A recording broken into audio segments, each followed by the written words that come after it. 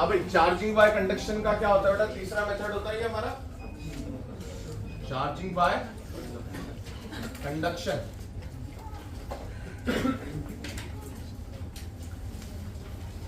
आराम आराम से सीखें इस चैप्टर को।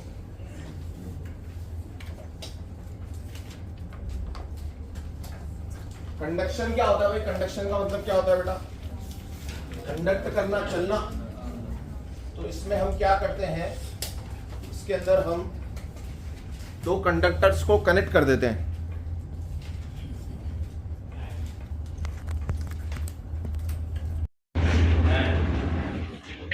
ठीक है ना। इसमें अपन क्या करते हैं, दो कंडक्टर्स को कनेक्ट कर देते हैं, कनेक्ट कर देते हैं भैया। ये दो कंडक्टर से लेटेस्ट से दो गोले मान लेता हूं बेटा मैं, दोनों क्या होने चाहिए, कंडक्टर्स होने चाहिए। अगर मैं, अरे से बंद करो ना गेट को यार, दो काम तो मैं बोलता हूं यार वो भी नहीं करते तुम लोग ढंग से है? चार काम तो आके मैंने कर दिए भाई। तो अपन क्या करते हैं, दो कंडक्टर्स को कनेक्ट कर देते हैं। अब आप कनेक्ट कैसे कर सकते हो, आप या तो उन्हें टच कर दो या क्या कर दो, बीच में कंडक्टिंग वायर लगा दो। तो क्या होता है बेटा, अगर एक चार्ज कंडक्टर है और एक अनचार्ज कंडक्टर है, तो चार्ज कंडक्टर से अनचार्ज कंडक्टर पे चार्ज फ्लो करेगा जब तक कि दोनों का पोटेंशियल बराबर ना हो जाए। क्या नहीं हो जाए बताओ, पोटेंशियल। एक नया टर्म आया है आपकी दुनिया में, दैट इज पोटेंशियल। पोटेंशियल को अपन दर्शाएंगे V से, बाद में बात करेंगे इस बारे में। जब तक कि ये सेम ना हो जाए तब तक क्या चलता रहता है, चार्ज ट्रांसफर चलता रहता है। सही है ना। आप ऐसा समझो कि एक में पानी ज्यादा भरा हुआ है, एक में पानी कम भरा हुआ है। आपने बीच में क्या लगा दिया, एक पाइप लगा दिया। क्या होगा, जब तक पानी बड़े से कम की तरफ जाता रहेगा जब तक कि दोनों का पानी का लेवल बराबर ना हो जाए। तो वैसी ही कहानी यहां पर क्या सेम हो जाना चाहिए, यहां पर हाइट सेम हो जाती है, यहां क्या सेम हो जाएगा, यहां पोटेंशियल सेम हो जाएगा जब तक कि चार्ज का ट्रांसफर चलता रहेगा। समझ में आई क्या बात। अब चार्ज बेटा, अब ये पोटेंशियल का कोई फॉर्मूले बनते हैं, कुछ मतलब होता है इसका, अपन बाद में पढ़ेंगे। अभी के लिए बस मैं आपको इतना बताना चाहता हूं कि अगर दो कंडक्टर्स हैं, गोले हैं गोले, और इस पे चार्ज है Q1 और इस पे है Q2, तो अगर आप इन दोनों को अगर मिलाओगे ना तो इन दोनों पर कितना चार्ज आएगा, दोनों को जोड़ो और आधा करके दोनों को दे दो, कितना कितना आ जाएगा बताओ, Q1 प्लस Q2/2 और Q1 प्लस Q2/2। कंडीशन क्या होनी चाहिए, दोनों गोले समान होने चाहिए, सेम सेम होने चाहिए, एकदम आइडेंटिकल गोले अगर होंगे तो अगर आप दो कंडक्टर्स को जोड़ोगे तो कितना कितना चार्ज आ जाएगा बताओ, दोनों का टोटल डिवाइडेड बाय 2, दोनों को बराबर बराबर मिल जाएगा। आई क्या बात समझ में। दूसरी बात इस बात पे ध्यान देने की है कि दोनों का जो नेचर आएगा ना चार्ज का, नेचर ऑफ चार्ज सेम आएगा। क्या होगा, सेम। अगर ये प्लस है तो ये भी प्लस ही चार्ज कर सकता है, अगर ये माइनस है तो इसको माइनस ही चार्ज कर सकता है। नेचर ऑफ चार्ज क्या आएगा, सेम आएगा। आपको पता है फ्रिक्शन में कैसा नेचर आया था, दोनों का डिफरेंट आया था। इंडक्शन में अगर मैं उसको चार्ज देना चाहता तो प्लस ने क्या पकड़ा था, माइनस पकड़ा था अपने पास में, और फिर वो दूसरे गोले को अलग कर देंगे तो इसमें माइनस आ जाएगा। आइए बात समझ में। या फिर अगर मैं इस कोने को क्या कर दूंगा, अर्थ कर दूंगा, तो ये वाला तो न्यूट्रलाइज हो जाएगा और ये माइनस रहेगा इसके ऊपर। वहां भी ऑपोजिट नेचर इंड्यूस हुआ था। यहां पर क्या हो रहा है बेटा, नेचर ऑफ चार्ज क्या आएगा, दोनों पर सेम रहेगा। तो जो अगर ये प्लस है तो ये प्लस ही चार्ज कर सकता है इसे। आई क्या बात समझ में। और तीसरी बात क्या है कि दोनों कंडक्टर्स होने चाहिए, दोनों कंडक्टर्स होने चाहिए। जो अपन ने वाला पार्ट कौन सा पढ़ा था इससे पहले वाला, इंडक्शन। इंडक्शन नॉन कंडक्टर्स में भी होता है, डाइलेक्ट्रिक वगैरह बनेंगे वो अपन बाद में देखते हैं, पर नॉन कंडक्टर्स में भी होता है। पर यहां पर ये दोनों क्या होने चाहिए, मस्ट क्या होने चाहिए बेटा, दोनों कंडक्टर्स होने ही चाहिए। लिख लीजिए फटाफट।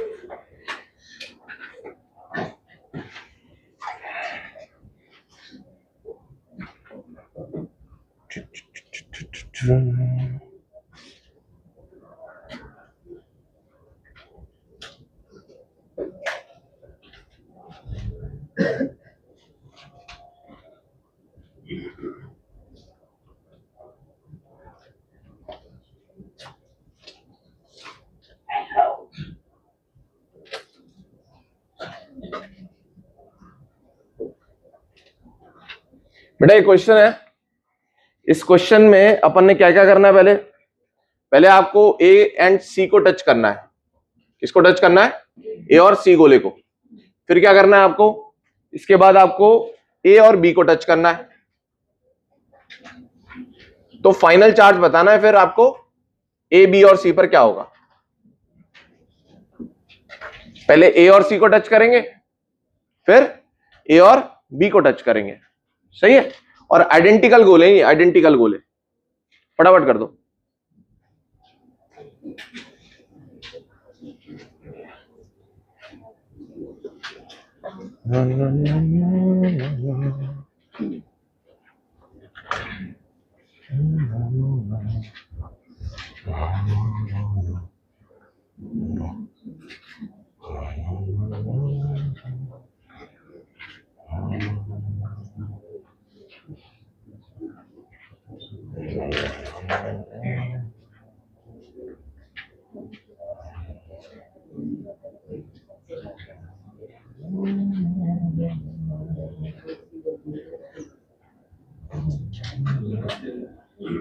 First A and C is touched, then A and B is touched. Final charges on A, B and C आपको बताने हैं।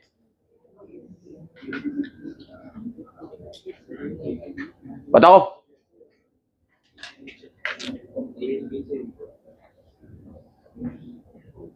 तो बताओ, पहले A और C को टच करेंगे तो क्या होगा? सर इन दोनों का चार्ज जोड़ो, Q + 0 डिवाइड बाय 2 करो, तो A पर कितना चार्ज आ जाएगा? Q/2। और C पर कितना चार्ज आ जाएगा? Q/2। डन हो गया। इसके बाद आपको क्या करना है? A और B को टच करना है। अब A पर चार्ज Q नहीं है, Q/2 है, और इस पर है -Q। अब आप इन दोनों को जोड़ो बेटा, Q/2 -Q, कितना आ गया ये? -Q/2, और इसको डिवाइड बाय 2 करो, -Q/4। तो फाइनल चार्ज कितना आ जाएगा इसमें? -Q/4, -Q/4। समझ में आया? कितना कितना चार्ज हो जाएगा बताओ? -Q/4, -Q/4, और C पर कितना हो जाएगा? Q/2। समझ में आई भाई बात? पर कंडीशन क्या है बताओ? हाँ, आइडेंटिकल होने चाहिए बेटा ये गोले, तभी अपन ये सिंपल फॉर्मूले से कर सकते हैं। पोटेंशियल बराबर करते हैं तो चार्ज इस तरीके से बट जाता है।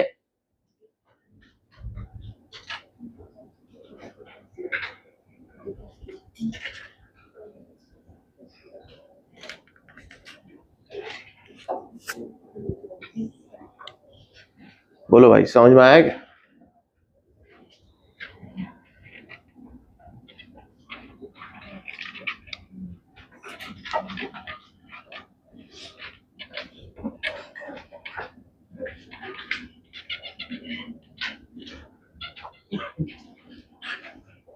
नेक्स्ट कहानी है बेटा आपकी कूलम्स लॉ। नेक्स्ट क्या है? कूलम्स लॉ, सबसे important law, basic law of this chapter, Coulomb's law. तो कूलम ने क्या बोला बेटा कि दो चार्जेस एक दूसरे पर फोर्स लगाते हैं। अगर वो लाइक चार्जेस होंगे तो कैसा फोर्स लगाएंगे? रिपल्सिव लगाएंगे, एक दूसरे को धक्का मारेंगे दूर, है ना, पुश करेंगे एक दूसरे को। अगर वो अनलाइक चार्जेस होंगे तो एक दूसरे को अट्रैक्ट करेंगे। सही है? तो इन्होंने बोला कि अगर कोई मान लेते हैं Q1 चार्ज है और कोई Q2 चार्ज है, पहली बात तो उन्होंने ये बोला कि ये दोनों चार्जेस कैसे होने चाहिए? पॉइंट चार्जेस होने चाहिए। कैसे होने चाहिए? पॉइंट चार्जेस होने चाहिए। एक्सटेंडेड चार्ज नहीं चलेगा। इनका डायमेंशन कितना होना चाहिए भाई? चिन्ना सा एकदम, पॉइंट होने चाहिए।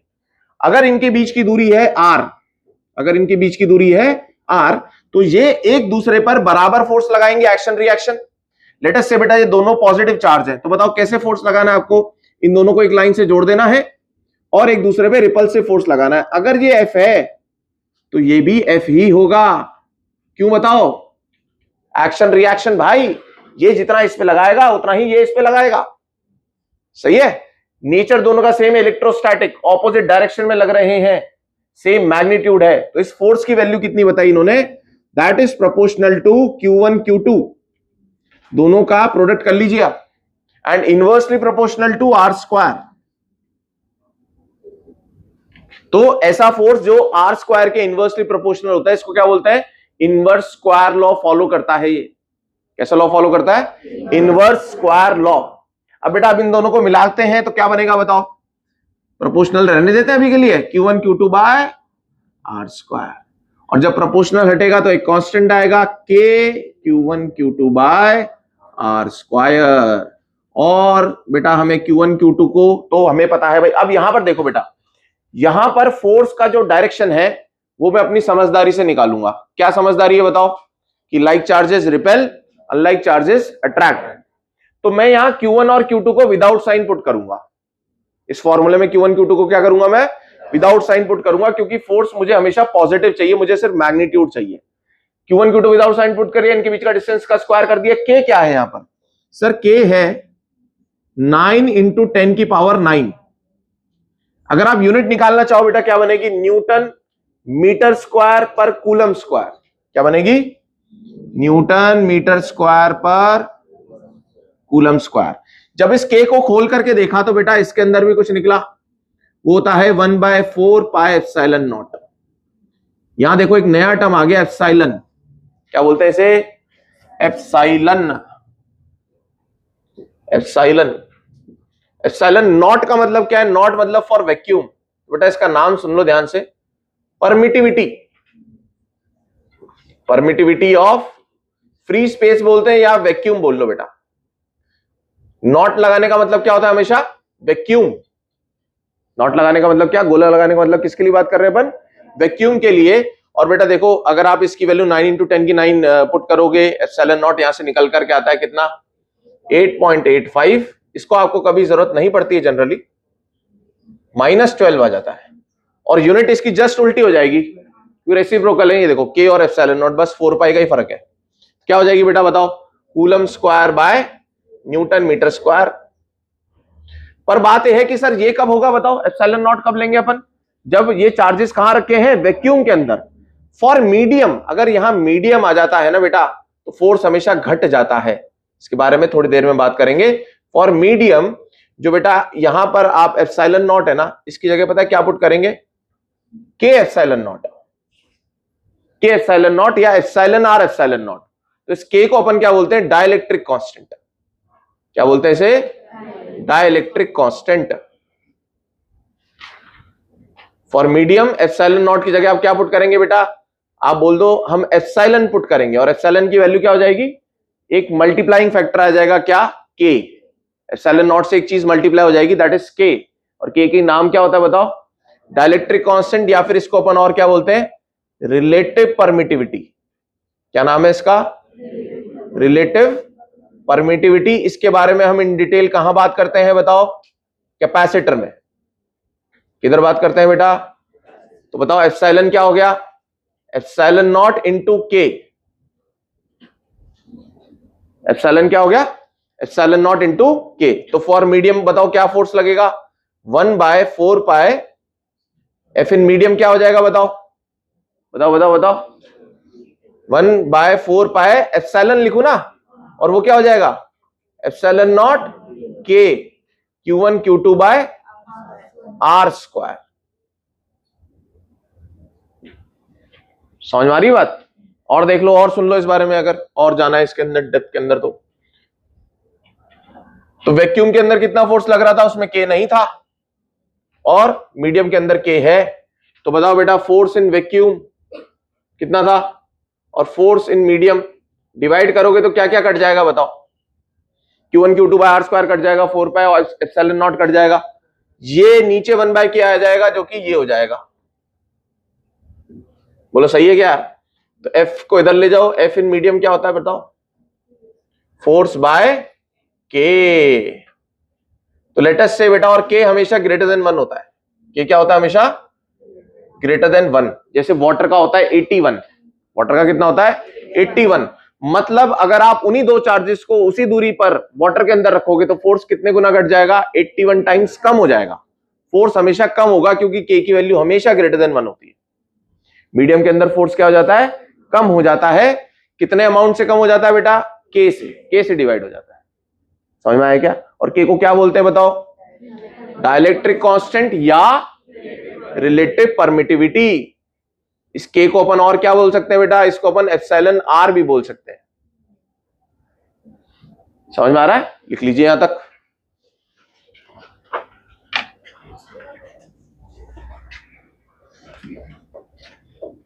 सिंपल सी बात है, एफ इक्वल्स टू के Q one Q two by R square सिखाया मैंने आपको। और ये वो के अलग है, अरे ये के अलग है, हाँ ये के अलग है भाई, और ये डाइलेक्ट्रिक कांस्टेंट अलग है। बोले एप्सिलॉन आर ले लूं यार, फिर काहे के लिए स्टाइल मारनी ज्यादा। लो ये लो, ये लो, ये और फिर ये और फिर ये, सही है ना?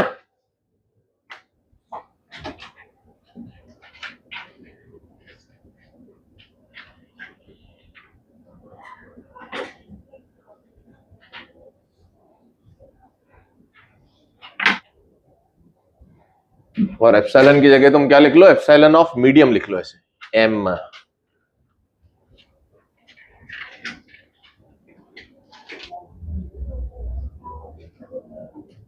लिखा बेटा, लिखा? बोलो बोलो, डाउट है? लिखो तो लिखो।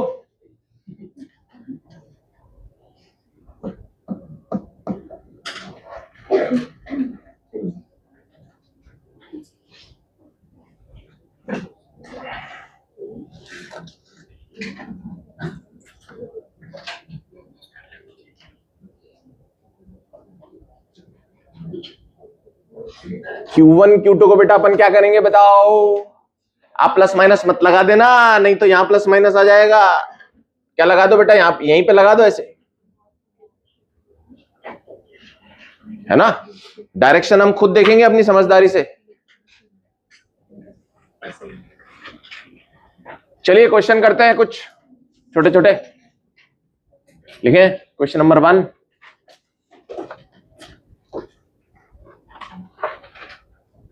if distance between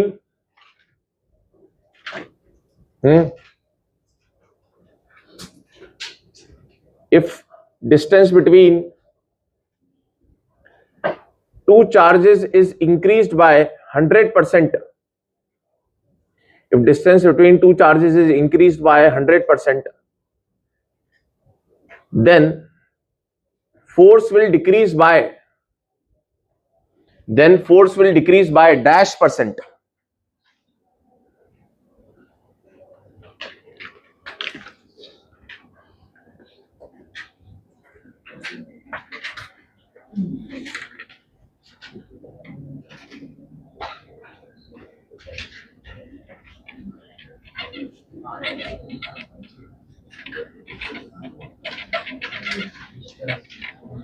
बताओ भाई, डिस्टेंस का क्या करा अपन ने? 100% इंक्रीज करा, तो आर का कितना हो गया होगा बेटा? 2r हो गया होगा। आर का 100% होता है आर, उतने से इंक्रीज कर दिया तो आर में आर और जोड़ दिया तो 2r हो गया। पहले फोर्स कितना रहा होगा सर? सर पहले फोर्स रहा होगा के Q1 Q2 by R square. अब वाला एफ डैश हो गया होगा के Q1 Q2, तो बदला नहीं हमने, बस से 2r कर दिया, तो बेटा ये तो हो गया के Q1 Q2 bye 4r square. तो मुझे तो लग रहा है ये f बाय 4 हो गया। अरे यार ऐसे सोच लो, force is inversely proportional to r square, बाकी सब तो कांस्टेंट है, तो आर को 2 गुना कर दिया तो 1/4 आ जाएगा। तो पहले जो फोर्स एफ था वो f/4 हो गया, तो डिक्रीज कितना हुआ? f minus f/4। कितने पे डिक्रीज हुआ? f पर डिक्रीज हुआ इनटू 100। ऐसे निकालते भाई, change upon original into 100। Change कितना हो गया भाई, जल्दी बोलो? 3f/4 divide by f into 100, 75%। कितने बच्चों का आया ये? बाकी लोग क्या कर रहे हैं भाई, लिख रहे होगे ये?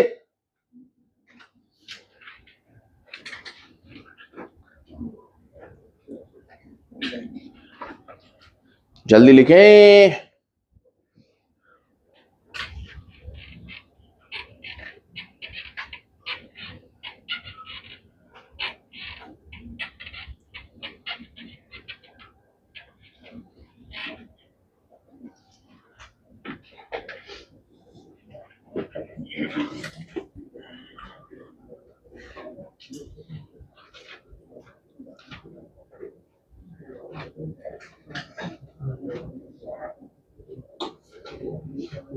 Next question.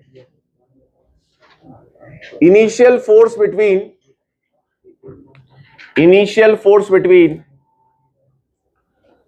two identical charges was F. Initial force between two identical charges was F. Identical है. Then 50% of one charge is transferred to other. Then 50% of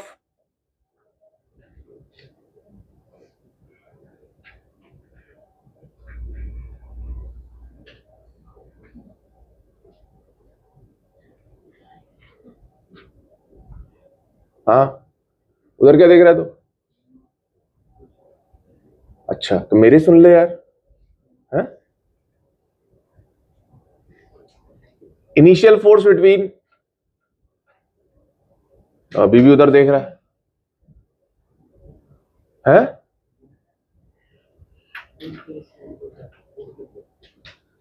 book है? कौन सी बुक? बायो कर रहा है क्या तू? फिर वही बात. आप क्या कर रहे हो बेटा? मेरे को थोड़ा समझ में आएगा इतनी दूर से. अच्छा आप फिजिक्स ही कर रहे हो तो बायो क्यों कर रहा है भाई?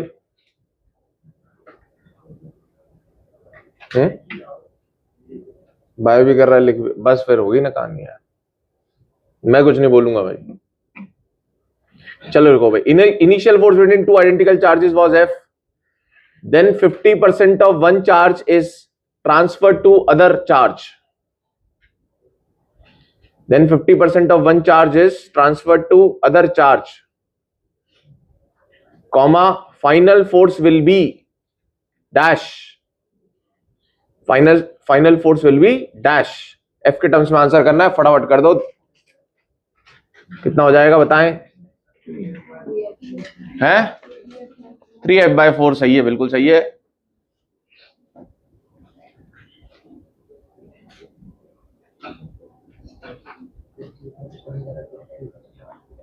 लो भाई देखें तो बेटा दो आइडेंटिकल चार्जेस के बीच में क्यू ले लें दोनों का चार्ज. फोर्स कितना लगेगा? के Q1 Q2 by R square. अब आपने क्या कर दिया, इसका 50% इसको दे दिया बेटा, तो इसका 50% कितना हुआ? Q/2. Q/2 इसको दे दिया तो इसमें कितना आ गया? Q plus Q/2. और इसका कितना रह गया? Q minus Q/2. कितना चार्ज हो गया इसके पास? Q/2. इसके पास कितना हो गया? 3Q/2. तो नया F डैश कितना हो जाएगा बोलो? K Q/2 3Q/2 by same दूरी आर स्क्वायर. तो देखो K Q square by R square को आप क्या बोल सकते हो? F बोल सकते हो. तो हो जाएगा 3F/4. K Q square by R square को क्या बोल दिया मैंने? F. तो ये कितना हो गया? 3F/4. समझ में आ रहा है? छोटे छोटे सवाल.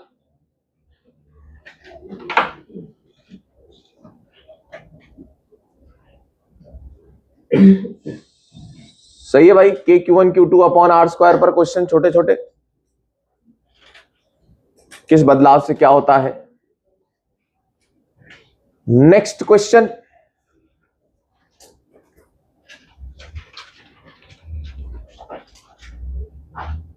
Initial force between two charges placed in vacuum was F. Initial force between two charges placed in vacuum was F, comma, on placing them in a medium of dielectric constant 5, initial force between two charges placed in vacuum was F.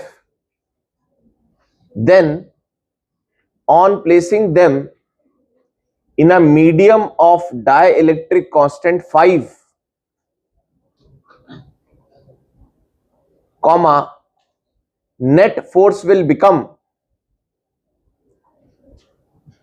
बताओ भाई, जो पहले F लग रहा था अब वो कितना हो जाएगा? F/5, F/5। सही है। यही मैं आपको एक बात बताता हूं मजेदार, कि ये नेट क्यों बोला मैंने। ध्यान से सुने बेटा, देखो क्या होता है, मैं आपको रीजन समझा रहा हूं कि भाई मीडियम के आ जाने से फोर्स घट क्यों रहा है। ठीक है, ध्यान से सीखना बेटा। लेट अस से बेटा ये प्लस क्यू था, ये भी प्लस क्यू था, बराबर बराबर ले लेते हैं समझने के लिए। तो इस पर कितना फोर्स लग रहा था? F। और इस पर कितना फोर्स लग रहा था? F। सही है। अब अपन ने लेटेस्ट से इसको वाटर में डाल दिया, तो वाटर में क्या होता है? H2O होता है। H2O में क्या होता है बेटा? H2O ऐसा होता है कुछ, OH। पढ़ते हो ना तुम, प्रोटिक नॉन प्रोटिक है। प्रोटिक क्या होता है? जिसमें प्लस माइनस सेपरेटेड होते हैं। तो यहां पर कुछ डेल्टा प्लस होता है, यहां डेल्टा माइनस होता है, यहां भी डेल्टा प्लस होता है, तो यहां 2 डेल्टा माइनस हो जाएगा। सही है। अब क्या करता है बेटा? H2O क्या करेगा, या कोई भी प्रोटिक मीडियम क्या करेगा? इस प्लस क्यू को घेर लेगा। कैसे घेरेगा? माइनस माइनस बेटा O इसके पास आ जाएंगे ऐसे। सिमिलरली इसको भी घेर लिया जाएगा। बोलो भाई। पर चक्कर ये है कि देखो बेटा, यहां ये प्लस क्यू है, अब ये प्लस क्यू इस माइनस क्यू को ज्यादा खींचेगा, तो थोड़ा सा ये जो घिरेगा ना, गिरना जो इसका ऑक्यूपाई होना है, इस प्लस क्यू की जो फील्डिंग सेट हो रही है वो ऐसी सिमेट्रिक सेट नहीं होगी। यहां माइनस क्यू थोड़ा सा ज्यादा हो जाएगा। क्यों ज्यादा हो जाएगा बताओ? क्योंकि ये प्लस क्यू इस माइनस क्यू को अट्रैक्ट कर रहा है। तो मुझे बताओ, ये जो माइनस ने इसको घेरा है, ये जो O ने घेरा है इसे, ये नेट फोर्स इस प्लस क्यू पर किधर लगाएगा? मुझे लगता है इधर लगाएगा, क्योंकि यहां माइनस ज्यादा है, यहां माइनस कम है। तो मुझे बताओ, सिमिलरली इसका हाल होगा, इस पे भी माइनस यहां ज्यादा होगा या माइनस कम हो जाएगा। तो मुझे बताओ बेटा, अगर इस पे अब एफ नेट निकालूं तो वो कितना हो जाएगा? सर वो हो जाएगा जो पहले एफ लग रहा था माइनस एफ जो इंड्यूस चार्जेस की वजह से लगा। समझ में आया क्या भाई? या एफ ड्यू टू मीडियम लगा। समझ में आया क्या भाई? मीडियम में जो ये चार्जेस इस तरीके से इंड्यूस हुए कि यहां असिमेट्रिकल इंड्यूस हो गए। तो देखो बेटा, एफ में से कुछ घट रहा है। अगर आप यहां माइनस लेते तो क्या होता?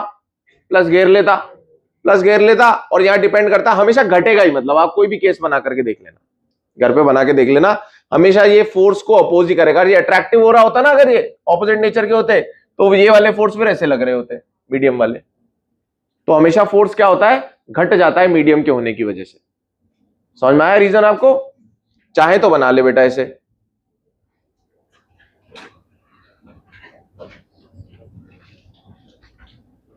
चाहे तो बना ले, बस एक छोटा सा एक्सप्लेनेशन मैंने आपको दिया। चलिए नेक्स्ट क्वेश्चन लिखते हैं बेटा। A charge capital Q, a charge capital Q is divided into, a charge capital Q is divided into two parts. Q के दो टुकड़े करने हैं, such that force between them is maximum. Such that force between them is maximum. Then parts will be dash and dash. Then parts will be dash and dash. हाँ, जिनको आता है वो बता देंगे, पर बाकी लोग एक बार ट्राई करें। भाई अपन नए बच्चों के लिए कर रहे हैं बेटा, तो नए बच्चों की तरह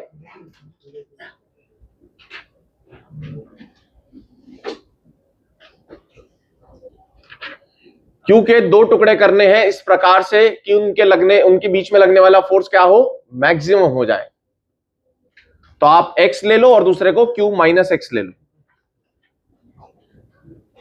चलिए ट्राई करिए, 1 मिनट का समय।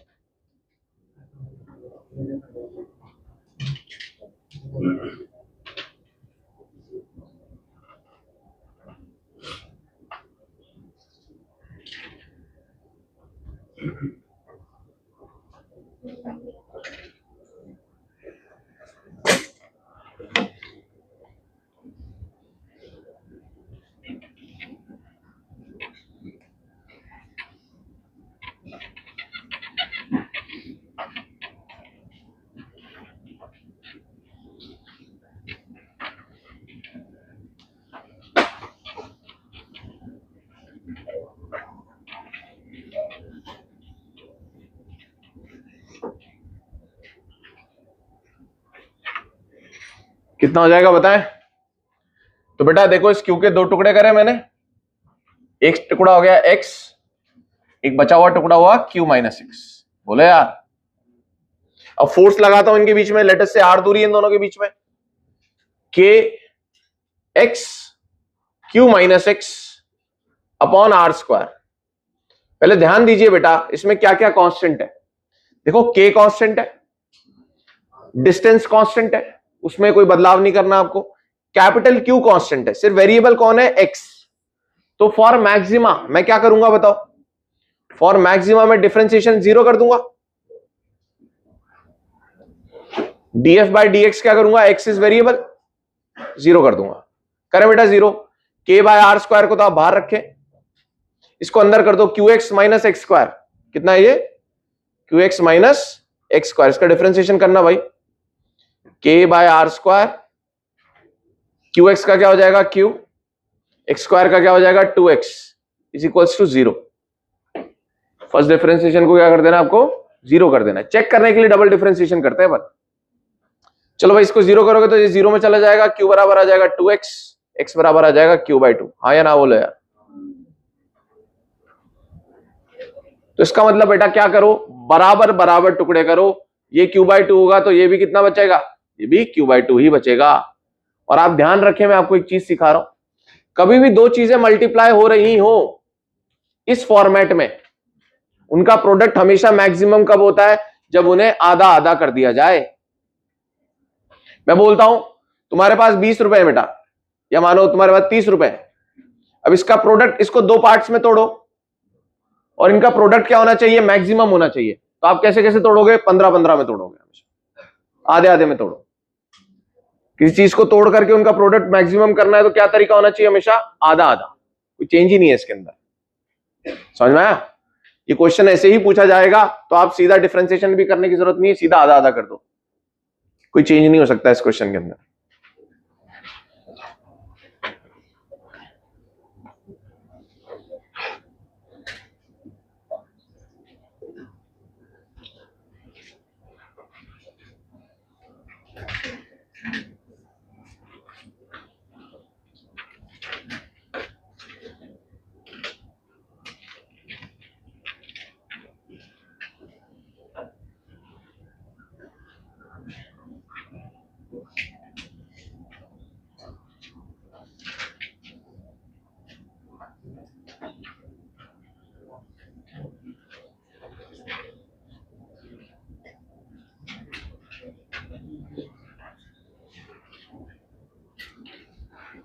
देखिए भाई, नया टॉपिक है हमारा, क्या, इलेक्ट्रिक फील्ड।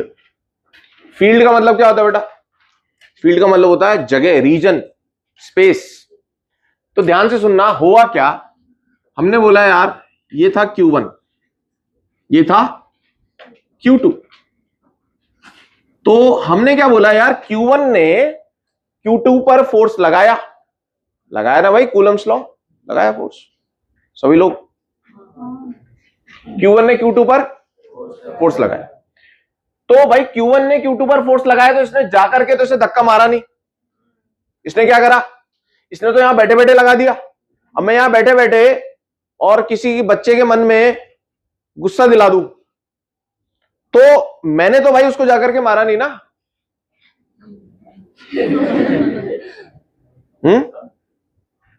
या मैं डरा दूं किसी को, मान लो अब मेरे यहां खड़े खड़े मान लो अमन डरने लग गया, तो मैंने भाई कुछ करा क्या भाई? पर मैंने कुछ अपने चारों तरफ ऐसा प्रोड्यूस करा, ऑरा, है ना, उस ऑरा से इसके अंदर बदलाव आ गया। सही बात है। तो Q1 अपने चारों तरफ कुछ ऐसा बना रहा है अदृश्य, जिसके कारण Q2 पर फोर्स लगता है। तो Q2 बोलेगा, Q2 ये बोलेगा कि Q2 पता क्या बोलेगा? Q2 ये बोलेगा Q1 ने फोर्स नहीं लगाया मेरे ऊपर, Q1 के ऑरा ने मेरे ऊपर फोर्स लगाया। तो Q1 का जो ऑरा है, किसी भी चार्ज का जो ऑरा है, उसी को अपन क्या बोलते हैं? इलेक्ट्रिक फील्ड बोलते हैं भाई। इसका मतलब ये कि हर एक चार्ज अपने चारों तरफ क्या प्रोड्यूस कर रहा है बेटा? इलेक्ट्रिक फील्ड प्रोड्यूस कर रहा है। वो इलेक्ट्रिक फील्ड जाकर के दूसरे चार्ज पर फोर्स लगाती है। समझ में आया सीक्वेंस? बोलने का तरीका समझ में आया आपको? तब मैं बोलता हूं ये चार्ज इसमें फोर्स लगा रहा था, आप क्या बोलोगे? सर ये चार्ज इसमें फोर्स नहीं लगा रहा, ये चार्ज कुछ प्रोड्यूस कर रहा है, वो इसमें फोर्स लगा रहा है। समझ में आ रहा है क्या? जैसे मान लो मैं ऐसा कुछ ऐसा करूं और ये गिर जाए, तो इसका मतलब मैंने कुछ प्रोड्यूस करा, उसने इसमें फोर्स लगाया। तो बेटा अब बात आती है, समझ में आया सर? इलेक्ट्रिक फील्ड का मतलब समझ में आया। अब इसकी थोड़ी सी मैथमेटिक्स समझते हैं बेटा। तो मैंने बोला यार Q चार्ज है, अब इसकी वैल्यू बताओ। भाई आपने बातें तो कर ली, ऑरा होता है, भाई ऑरा डिफाइन करो, है ना? ऑरा की वैल्यू कितनी होती है? +99, वो क्या होता है? प्लस इंफिनिटी, है ना? ऐसे ग्राफ ऊपर जा रहा है, कोई वैल्यू तो होनी चाहिए ना भाई उसकी। तो ऑरा की वैल्यू डिफाइन करने के लिए बेटा हमने क्या बोला? अगर आपको किसी P पॉइंट पर इलेक्ट्रिक फील्ड निकालनी है, तो वो P पॉइंट यहां से कितनी दूरी पर है अपने चार्ज से? R दूरी पर। R दूरी पर वो क्या है? P पॉइंट है, जिस पॉइंट पर आपको क्या निकालनी है बेटा? जल्दी बोलो। इलेक्ट्रिक फील्ड निकालनी है। किसके कारण निकालनी है? इस Q के कारण निकालनी है। तो हमने क्या बोला? जिस पॉइंट पर इलेक्ट्रिक फील्ड निकालनी है उधर आप जाकर के रख दो बेटा +1 कूलम। क्या रख दो? इसे अपना दोस्त बना लो बेटा कुछ टाइम के लिए। किसको? +1 coulomb. +1 coulomb is like a tester. से वो नहीं होता, मल्टीमीटर होता है, चेक कर लेता है, वो इलेक्ट्रिशियन आता है, चेक कर लेता है भाई कितना वोल्टेज आ रहा है, ये हो रहा है, वो हो रहा है। समझ आ रही बात? +1 कूलम क्या है? हमारा टेस्टर है ये, कि भैया जहां हमें जरूरत पड़ेगी वहां इसको जेब में से निकाल के रख देंगे और चेक कर लेंगे। तो आपको अगर P पॉइंट पे इलेक्ट्रिक फील्ड निकालनी है तो वहां क्या रख दो? जल्दी बोलो। +1 कूलम रख दो, और +1 कूलम पे लगने वाला फोर्स निकाल लो। तो बेटा बताओ बेटा, ये +1 कूलम पे ये Q कितना फोर्स लगाएगा? के Q1 Q2 R square. Q2 कितना है बेटा? 1/R²। समझ में आया क्या भाई? अब पहली बात तो ये हो गया क्या? मैग्नीट्यूड। Q से R दूरी पर इलेक्ट्रिक फील्ड का मैग्नीट्यूड कितना होता है भाई? KQ/R²। अब मुझे बताओ बेटा, ये R दूरी यहां की जगह में यहां R दूरी पर रखता तो यही मैग्नीट्यूड आता ना। 1 कूलम को यहां रख देता तो भी यही आता। पर फर्क किस चीज का आता? डायरेक्शन का। तो electric field is defined as a vector quantity. Direction बताओ बेटा, +1 कूलम पे किधर फोर्स लगेगा? ये Q किधर लगाएगा? इधर लगाएगा। तो यही डायरेक्शन ऑफ इलेक्ट्रिक फील्ड हो गया। बोलो यार। तो बताओ कैसे डिफाइन करा जाए इलेक्ट्रिक फील्ड को?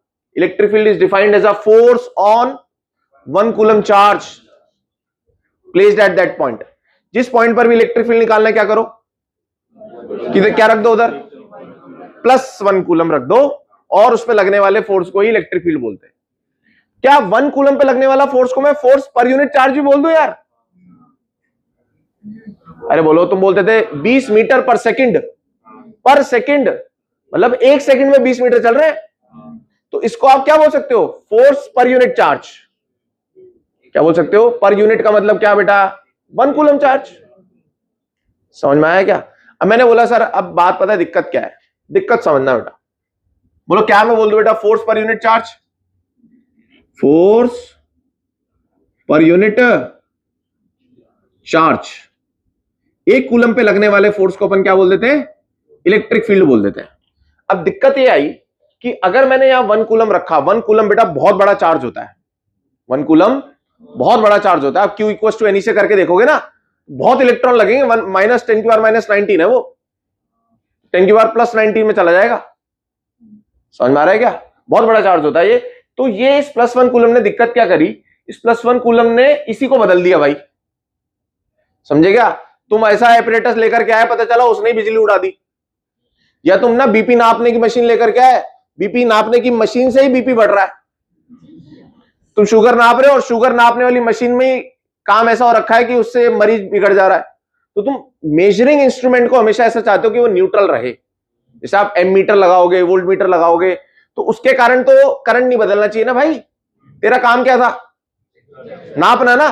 तूने तो भाई उसी को बदल दिया अपने, मतलब जो प्रोड्यूस कर रहा था तूने उसी में बदला। कैसे बदलाव ला दिया बेटा? सोचो ये इतना बड़ा चार्ज है जिसमें इंडक्शन वगैरह करवा देगा भाई।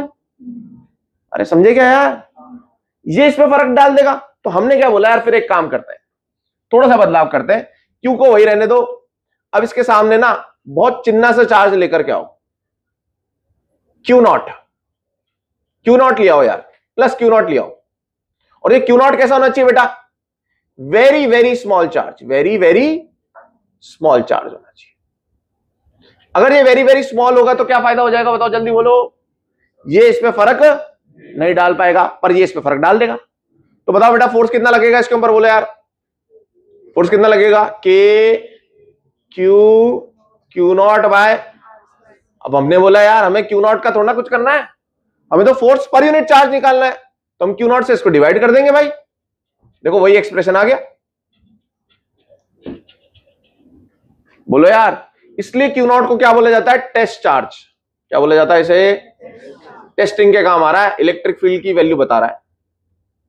बोलो यार, फोर्स निकालने के बाद क्या कर दो? Force on Q not divided by Q not, तो क्यू नॉट हट जाएगा। पर आपको जब क्वेश्चन करना है तो क्या रखना है वहां पर? क्यू नॉट नहीं रखना। क्यों क्यू नॉट रखना है? फिर क्यू नॉट से डिवाइड करना है भाई, +1 रखो ना सीधा। पर प्रैक्टिकली क्या रखना चाहिए? क्यू नॉट रखना चाहिए। बोलो यार, डायरेक्शन समझ में आया कैसे? 1 कूलम पे जो फोर्स लगेगा ना, वही फोर्स और डायरेक्शन अपने को इलेक्ट्रिक फील्ड का लेना है। Basically electric field is nothing but force on 1 coulomb, that's it. समझ में आया भाई? लिख लो।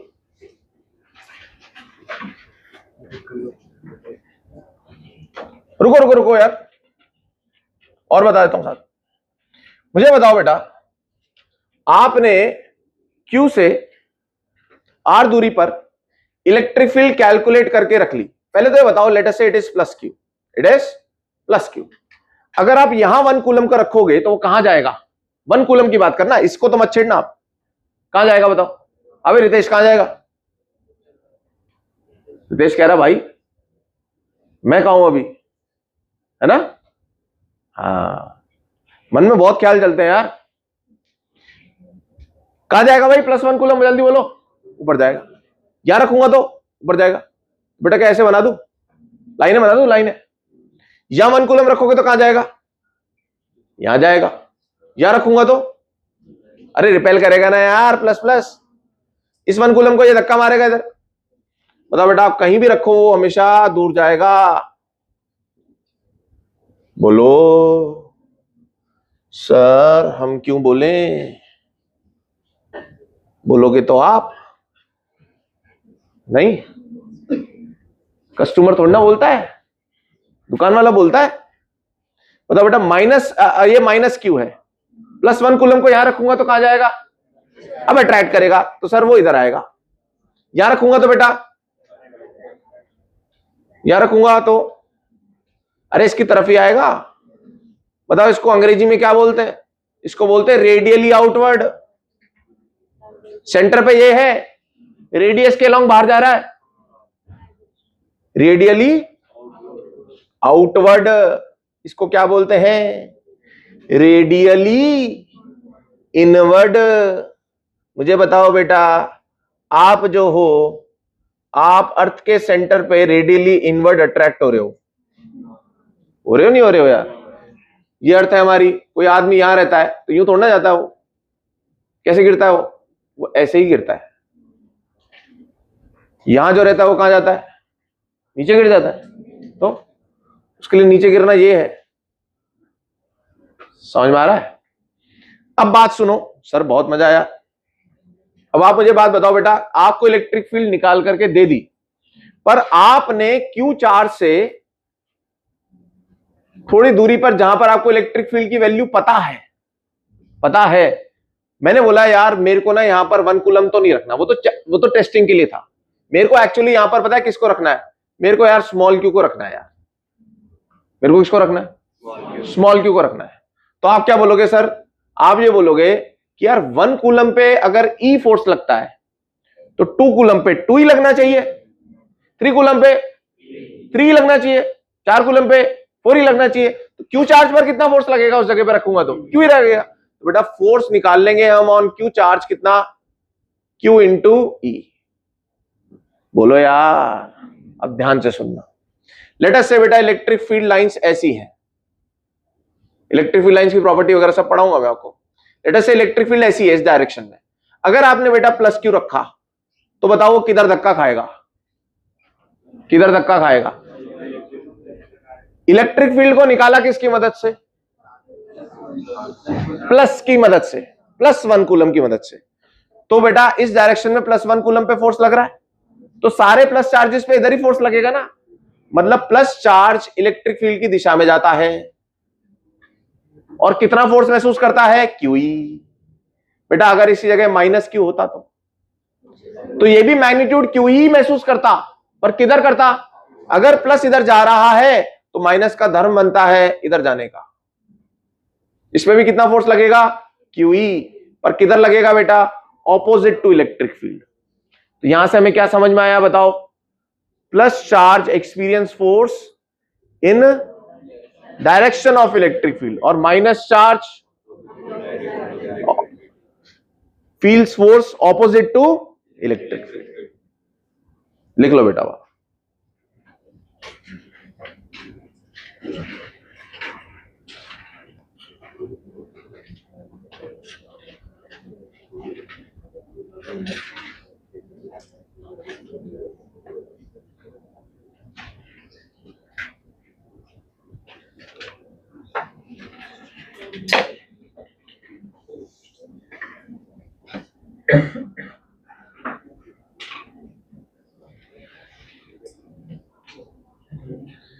जैसे मान लो एक जमीन है, जमीन है ना, और उसे बेचने के लिए लगा रखा है, ठीक है।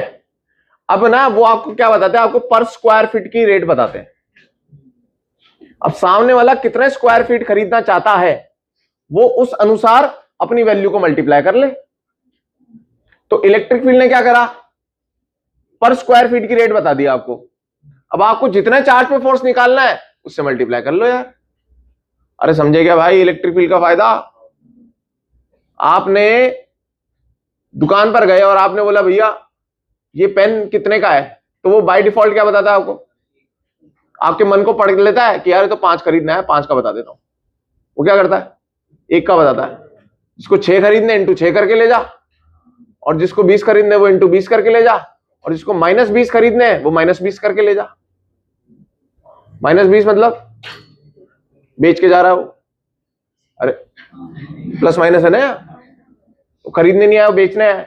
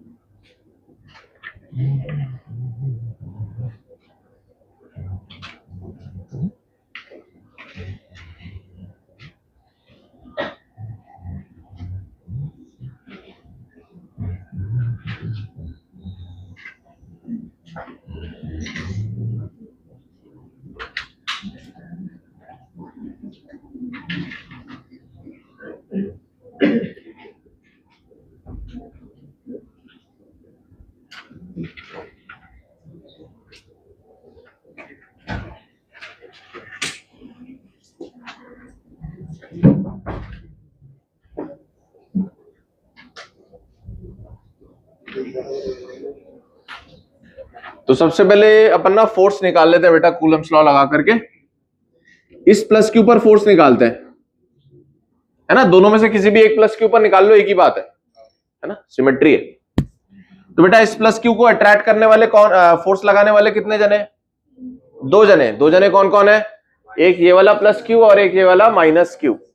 दोनों से पूछते भाई तुम क्या चाहते हो इससे? तो ये प्लस क्यू बोलेगा भाई मैं तो इसे धक्का मारूंगा, मैं तो लात मारूंगा इसके। भाई कितने से लात मारेगा तू? के Q1 Q2 bye a square. बोलो यार, के Q square by a square. ये माइनस क्यू क्या बोलेगा इस प्लस क्यू को कि भाई मैं तो इसे अपना दोस्त बनाऊंगा यार, ये मैं अट्रैक्ट करूंगा इसे। ले भाई अट्रैक्ट कर ले। कितने फोर्स से अट्रैक्ट करेगा भाई? लगाओ फोर्स। के Q1 Q2 बाय दूरी का स्क्वायर ए स्क्वायर। अब बताओ बेटा, आपको दो वेक्टर्स को जोड़ना है। फोर्सेस क्या होते हैं? वेक्टर्स। इन दोनों को जोड़ना है तो 2kq स्क्वायर बाय स्क्वायर तो नहीं बोल दोगे ना तुम? क्यों नहीं बोलोगे बताओ? क्योंकि ये है वेक्टर्स। तो वेक्टर्स जोड़ने के लिए हमें क्या चाहिए होता है? उन दोनों के बीच का एंगल। और ये एंगल बेटा अंदर का 60 है, तो ये कितना हो जाएगा? 120 डिग्री। अगर ये x है, ये x है और 120 डिग्री है, तो आपको वेक्टर्स में पता होना चाहिए x और x जुड़ करके x ही बनता है। f और f जुड़ करके क्या बनता है? f ही बनता है फॉर 120 डिग्री। तो बताओ आंसर कितना हो जाएगा? बिल्कुल बीच में आएगा। और कितना हो जाएगा बोलो? कोई भी एक वैल्यू ले लो, के Q square by a square. 120 के लिए हमें याद होना चाहिए कि f और f जुड़ करके f ही बनेगा, नहीं तो हमें वो फॉर्मूला लगाना पड़ता f square plus f1 square plus f2 square 2f1 f2 cos theta. या फिर क्या लगा सकते थे? 2f cos थीटा बाय 2, क्योंकि दोनों f की वैल्यू बराबर है, ये लगा सकते थे आप। या थीटा की वैल्यू 120 पुट करोगे, cos 60 हो जाएगा। cos 60 होता है 1/2, 2 कट जाएगा, f ही आ जाएगा। अब बताओ भाई माइनस क्यू पे निकाल लेते हैं बेटा फोर्स। माइनस क्यू को ये क्या करेगा? अट्रैक्ट करेगा। ये क्या करेगा? अट्रैक्ट करेगा। कितने कितने फोर्स से करेंगे?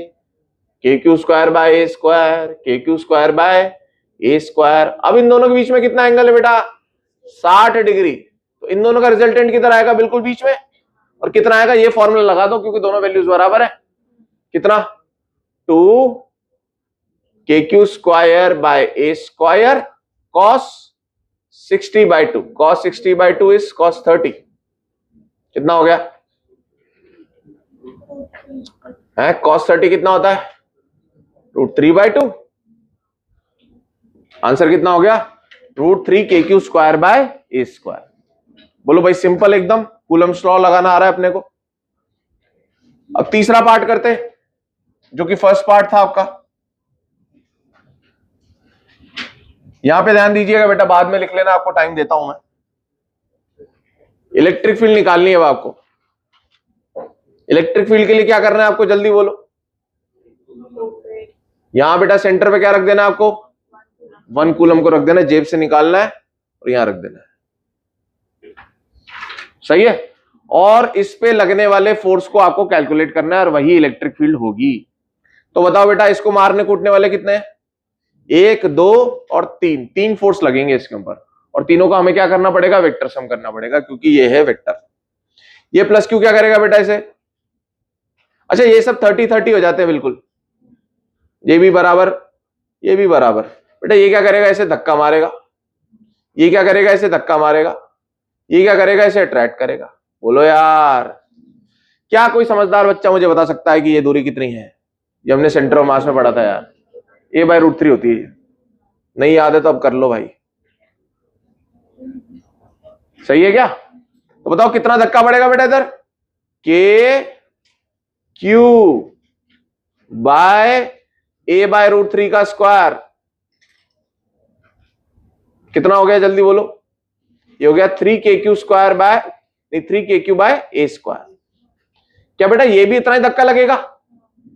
सिमिलरली ये कितना लगेगा? ये दूरी भी a/√3, क्या ये भी इतना ही लगेगा? बोलो। अब मुझे बताओ बेटा, ये एंगल कितना है? ये एंगल कितना है? जल्दी बोलो। ये 30-30 है। ये एंगल कितना हो जाएगा? ये वाला बताओ, सुनना ध्यान से। ये है 30, ये है 30। ये कितना हो गया? ये कितना हो गया? 60 हो गया। ये 120 हो गया। तो बेटा ये भी 120 ही हो गया इसका मतलब। अब मुझे बताओ, इस f का और इस f का एक f इधर ही आएगा 120 के लिए, तो ऊपर एक फोर्स आ गया, इन दोनों का जोड़ 3kq² बाय 3kq² का कितना हो गया 3kq बाय a², और वो भी कितना लगा रहा है, ये भी इतना ही लगा रहा है 3kq बाय a², तो दोनों सेम डायरेक्शन में क्या हो जाएंगे, ऐड हो जाएंगे। अरे बोलो कितना हो गया आंसर, 6kq बाय a²। चलो भाई किसी बच्चे से पूछ लेते हैं कितने जागे हुए हैं।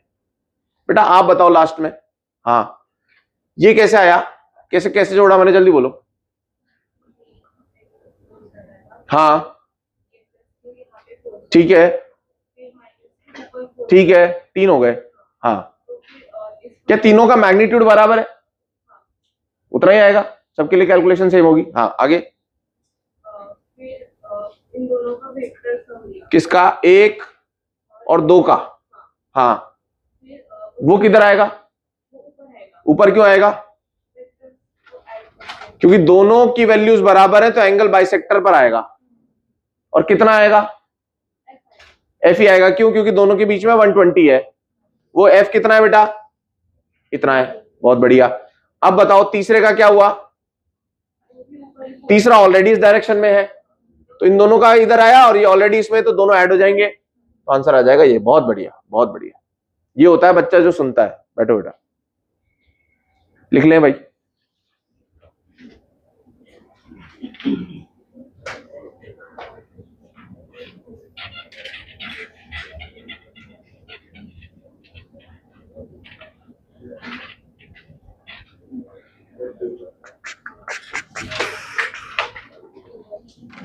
चलो एक और ऐसा क्वेश्चन करते हैं।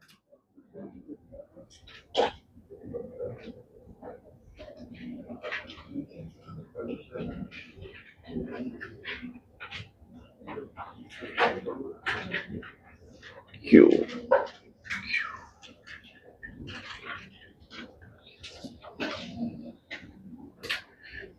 डायग्राम बनाइएगा बेटा। Now it is a square, दो कोनों पर छोटे क्यों हैं, दो कोनों पर बड़े क्यों हैं।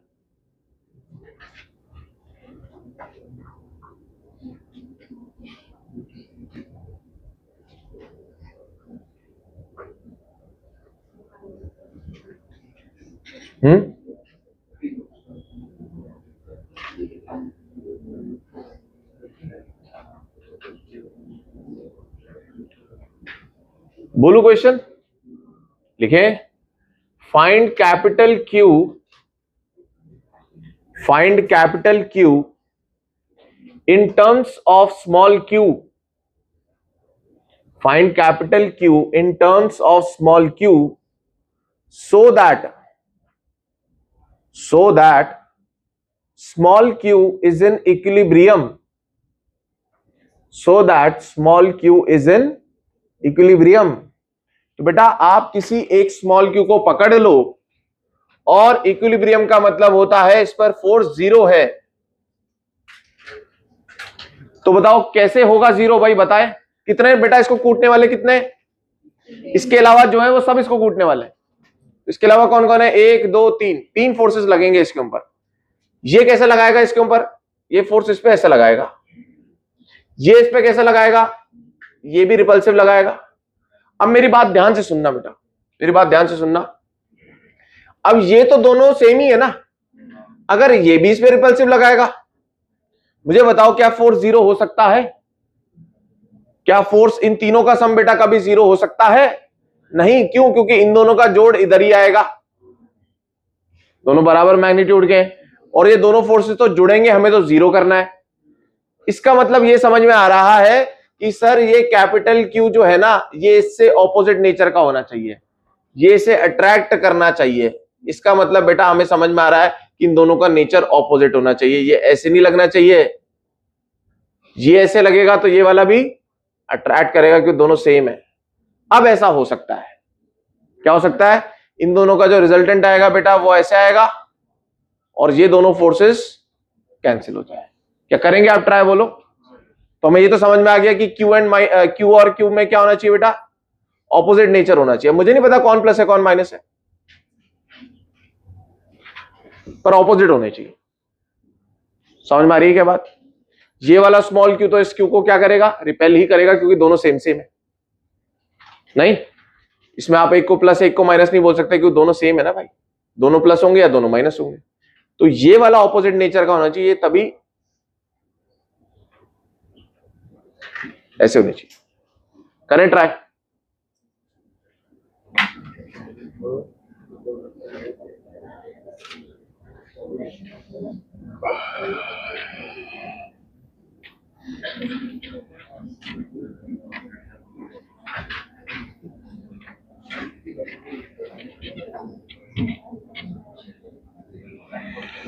लो बेटा, सीखें सीखें सीखें।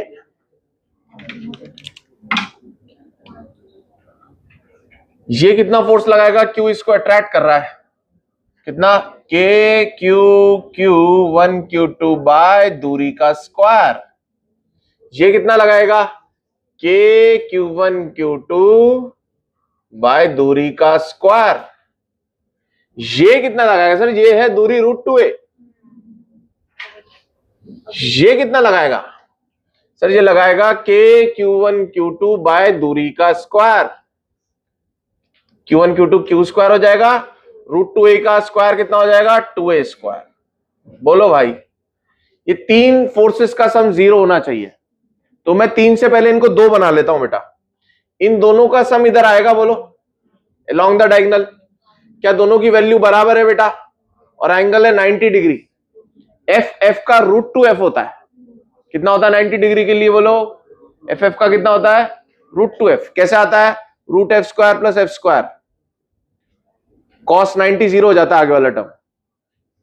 तो ये कितना आ जाएगा बताओ इधर, √2 टाइम्स ऑफ कितना, के q q by a square. तो इन दोनों को मिटा करके क्या लिख दूंगा बेटा मैं, सिर्फ ये वाला। अब ये और ये, अब ये 2 से 1 हो गए, अब कितने बचे, 1 और 2। इन दोनों का सम क्या होना चाहिए, 0, और हो भी सकता है क्योंकि ऑपोजिट है। अब क्या कर दूं बेटा, इन दोनों का मैग्नीट्यूड समान कर दूं, बराबर कर दूं, कर दो भैया, कर दो, अच्छा आ जाएगा, k q q by a square equals to के Q square by 2a square. काट दो। क्या निकालना था, कैपिटल क्यू। कितना आ गया जल्दी बोलो सर, क्यू बाय 2√2। क्या बेटा यहां माइनस लगा दूं क्या, अगर ज्यादा हीरो बनेंगे तो। नेचर ऑपोजिट होना चाहिए ना, अगर एक प्लस ले रहे तो दूसरा माइनस आना चाहिए। अगर बने हीरो तो आप माइनस लगा सकते हो यहां पर। वो क्या दर्शाएगा, माइनस।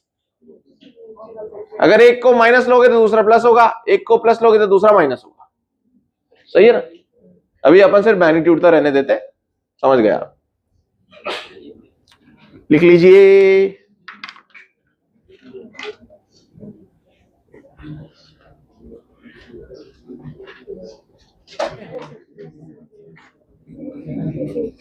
a charge, लिखे बेटा लिखे, आराम से आराम से आराम से। a charge minus Q comma M, मतलब उसकी वैल्यू कितनी है चार्ज की, माइनस क्यू, मास है M, minus Q comma M is revolving around a fixed charge, is revolving around a fixed charge plus capital Q, plus capital Q under electrostatic forces. Find the expression of time period. Find the expression of time period. क्या condition है, plus Q रखा हुआ है centre पे और minus Q बेटा क्या कर रहा है, इसके चारों ओर सर्कुलर मोशन कर रहा है। तो आपको पता है अगर इसको सर्कुलर मोशन करना है तो एक फोर्स होना चाहिए जो सेंटर की तरफ लगता रहे। तो वो फोर्स कौन सा होगा, वो इलेक्ट्रोस्टैटिक फोर्स होगा। तो यहां सेंट्रीपिटल फोर्स का वादा कौन निभाएगा, इलेक्ट्रोस्टैटिक फोर्स निभाएगा, बाकी आप करें। ये रेडियस कितना दे रखा है, दे रखा है क्या कुछ, नहीं है तो आप इसे आर मान लीजिए।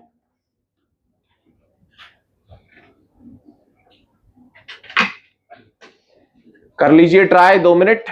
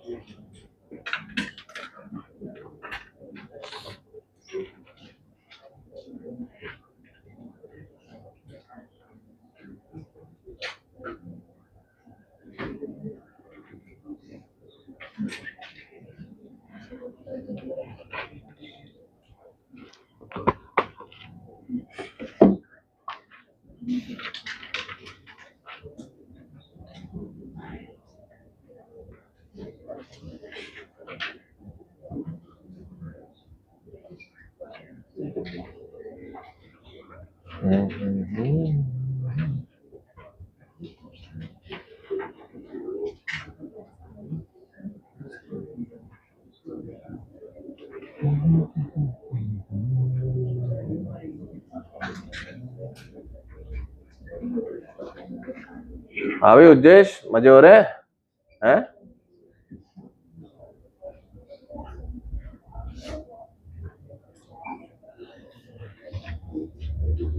कितना फोर्स लगेगा बेटा इलेक्ट्रोस्टैटिक्स बोलना इसके ऊपर, माइनस क्यू के ऊपर? के Q1 Q2 by R square, और यही है कौन? Centripetal force. तो आप इसको क्या लिखोगे? m omega square R. यहां से ओमेगा कितना आ जाएगा? जल्दी बोले, अबे जल्दी बोलो।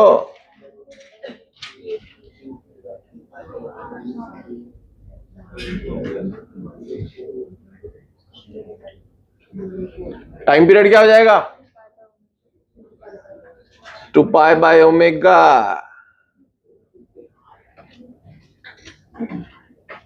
लगा दो भाई, उल्टा कर दो रूट में।